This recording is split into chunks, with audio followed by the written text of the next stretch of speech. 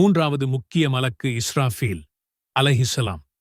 இவருக்கு ஒரே ஒரு வேலை, ஆனா அந்த ஒரு வேலைக்கு ஒரு உலகம் காத்திருக்கிறது. அதுதான் சூர் ஊதுவது.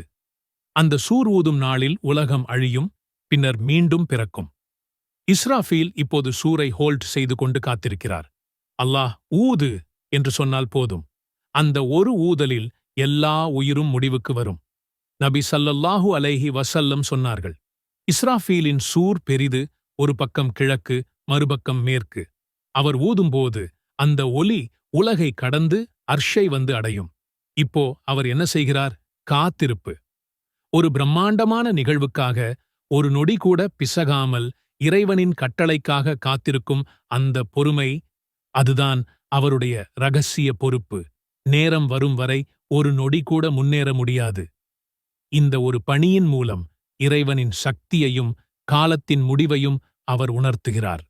நான்காவது மலக்கு மலக்குல் மவுத், பொதுவா இஸ்ராயீல் அலைஹிஸ்ஸலாம் என்று அழைக்கப்படுபவர்.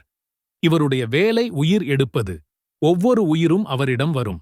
நீங்கள் பிறந்த அந்த நொடி இவர் உங்கள் பெயரை லிஸ்ட்ல பார்த்துவிட்டார். நபி ஸல்லல்லாஹு அலைஹி வஸல்லம் சொன்னார்கள், இவருடைய டீம் ஒவ்வொரு ஊரிலும் இருக்கிறது, ஒவ்வொரு வீட்டிலும் இருக்கிறது.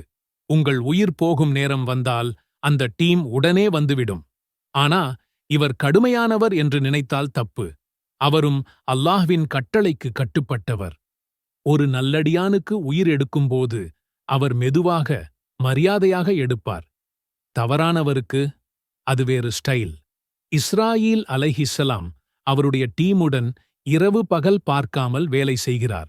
ஒரு நொடி கூட ரெஸ்ட் இல்லை.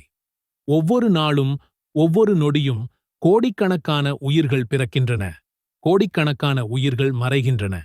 இந்த அனைத்தையும் நிர்வகிக்கும் பிரம்மாண்டமான பணி அவருடையது.